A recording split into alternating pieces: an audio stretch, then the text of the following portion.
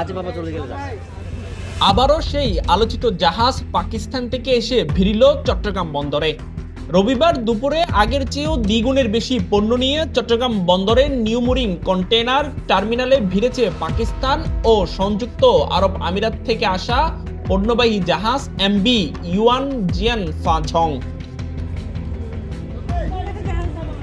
পাকিস্তানের করাচি ও জেবল বন্দর থেকে চট্টগ্রাম বন্দরে আসা এই জাহাজে রয়েছে 825টি ইউএস কন্টেনার আলু, চিনি, খেজুর সহ গার্মেন্টস শিল্পের কাঁচামাল। এ বিষয়ে চট্টগ্রাম কাস্টম হাউসের মুখপাত্র ও উপকমিশনার সাইদুল ইসলাম জানান, আইজিএম এর তথ্য অনুযায়ী জাহাজটিতে সবচেয়ে বেশি এসেছে পরিশোধিত চিনি।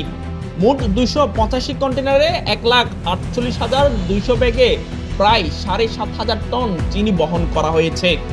এছাড়া 171 কন্টেনারে dolomite, 138 container soda ash, 46 container কাপড়ের রোল, 18 কন্টেনার আলু এবং 20 কন্টেনার আখের গুড় আমদানি করা হয়েছে। জাহাজটি সংযুক্ত আরব আমিরাত থেকে 113টি কন্টেনার নিয়ে করাচি পৌঁছায় এবং সেখান থেকে আরও 698টি কন্টেনার বোঝাই করে চট্টগ্রামে আসে। কন্টেনারগুলোর মধ্যে 86% পণ্য পাকিস্তান এবং 14% পণ্য সংযুক্ত আরব আমিরাত থেকে আনা হয়েছে। News desk, Chattala 24, Chittagong.